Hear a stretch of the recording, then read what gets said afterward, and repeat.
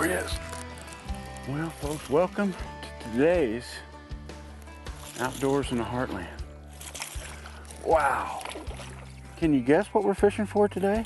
Well, if you said smallmouth bass, you're wrong. We're actually headed to the mighty Mississippi River near St. Louis, Missouri, fishing with Captain Ryan for giant blue cats. So stay with us. I'm going to turn the smallmouth loose. When we come back, we're going to be fishing for big blue catfish in the Mississippi River.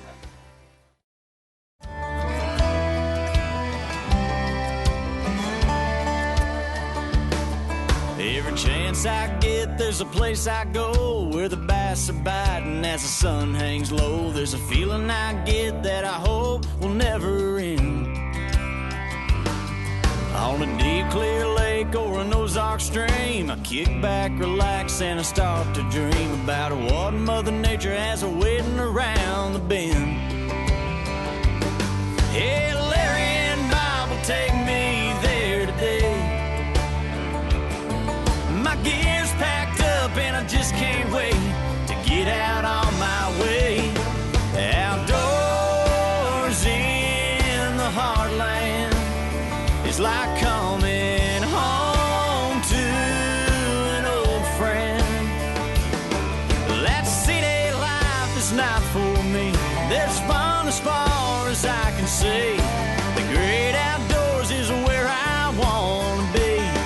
Outdoors in the Heartland. Your Quality Ford dealers present Outdoors in the Heartland with Bob Richardson and Larry Woodward.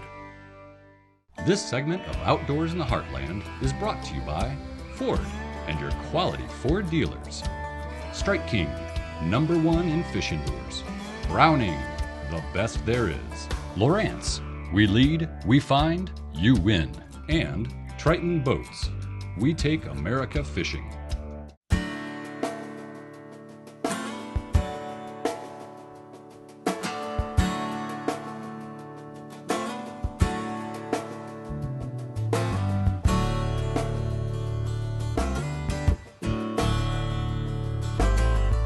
So what we're using today is some fresh skipjack, and you can go catch these below a lot of the dams on the Mississippi, the Ohio, the Tennessee River chains, and a lot of people catch them on jigs or sabiki rigs, and they make great catfish bait out here because they're very oily and bloody fish.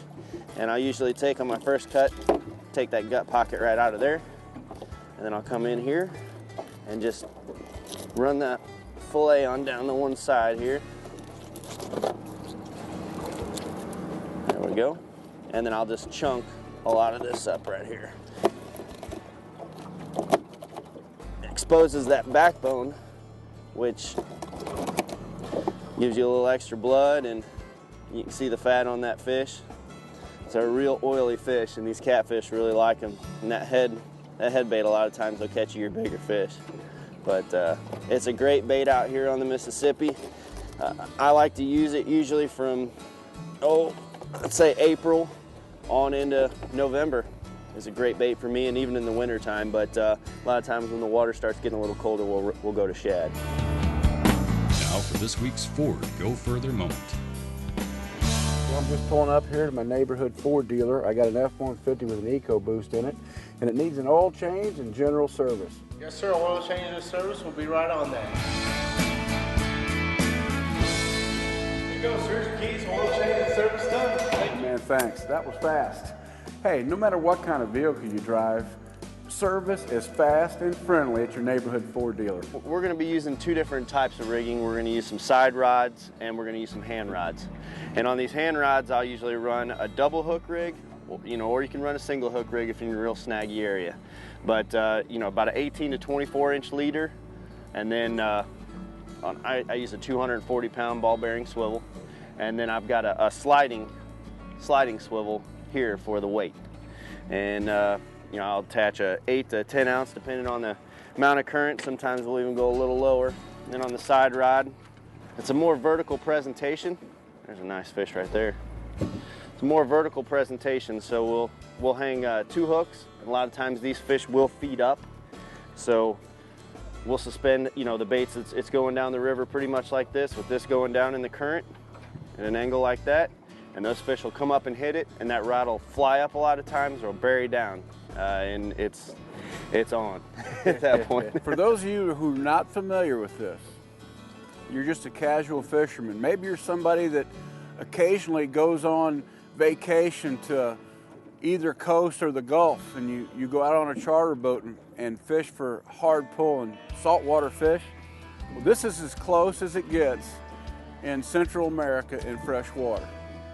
But the neat thing about the blue catfish in this river system now is the average size is really up there, and the health of them and the number seems to be growing, wouldn't you say? A lot of these states and areas are protecting the big cats, putting a 34-inch law on them, and they're really thriving in those areas, and we're actually reaping some of those benefits. I mean, these things travel large distances, and you know, the overall health of them are really strong. I mean, these things take a long time to get that big. There's nothing else out here that's going to eat them, so I mean, we're the only ones that are going to kill something like that. They produce the most eggs, they protect the nest the best, and you know, let the big ones go if you want to take some to eat. My rule is anything under 10 pounds, and there's a ton of those things out here. You can fill the freezer up with them. Check out oith.com or go to facebook.com/Outdoors in the Heartland. Every week there's going to be prizes, giveaways, and contests. This segment of Outdoors in the Heartland is brought to you by Ford and your quality Ford dealers, and Triton Boats. We take America fishing. Well, Ryan, how long you been fishing blue cats professionally? Tournament fishing and guiding for about 7 years. And what got you started?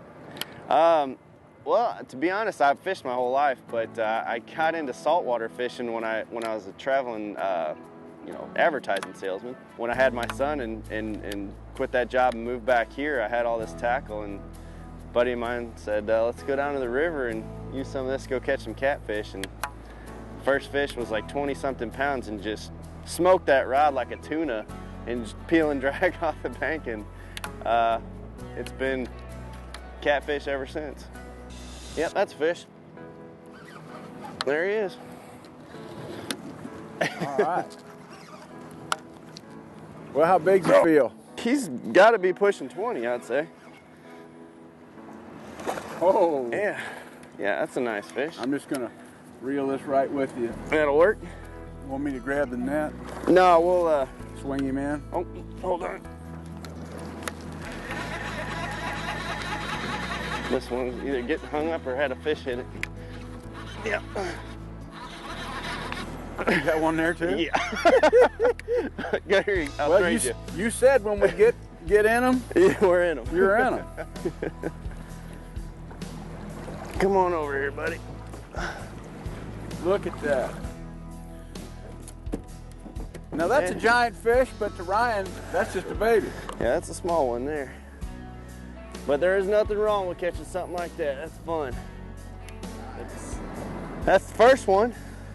Hopefully not going to be the biggest. Number two right here, about number two's on 50 yards behind the boat on the surface. I don't think he's as big as the one you got there. All right, we're going to go ahead and get this one back and get Larry's fish in here. And here he goes. Grab him. That's about the perfect eating size. Thick, healthy little blue cat. Oh my God, look how pretty that is. I mean, they got all those purples and everything in there. We're gonna get him back in. All right, let's get some more. This is one form of fishing. If you would do it a lot, you're probably gonna have to go to the gym and bulk up. Yeah, you're gonna feel it the next day. They pull. They will straight pull. Oh, man, let's get some slimy skipjack in the water and start jerking on them. You didn't have to tell me twice. Don't be afraid to expose as much hook as possible. These things are not shy. Always make sure you get the scales off the tip. That's gonna cost you a fish every time you don't. We're using 80-pound mono leader here, and we've got that directly to 80-pound Power Pro braid. How's that slack bite? Just flew right up. You were just straight down. Yeah, just almost straight. Almost like fishing a downrigger. Exactly. And that's what it reminds me of when they hit it and it comes up as a downrigger. What a healthy little fish. I mean, that fish is probably, you know, 7-8 pounds and just solid muscle. Try to get this hook out of him. Those Team Catfish hooks, they put a hurting on them. Just a stocky little fish right there. All right, there you go. Well, how big a fish got to be before you go to the net, Ryan? I'll usually net 20 plus or 25. It's a big net, and when you're using multiple hooks, it gets pretty tangled up in it, and you can usually It becomes more of a pain in the butt to net one than not, don't it? Exactly. And but I mean, if it's somebody's biggest fish and the fishing's slow or something, you know, I always make sure we get it in the boat, so I'll use the net, but typically 20 plus pounds.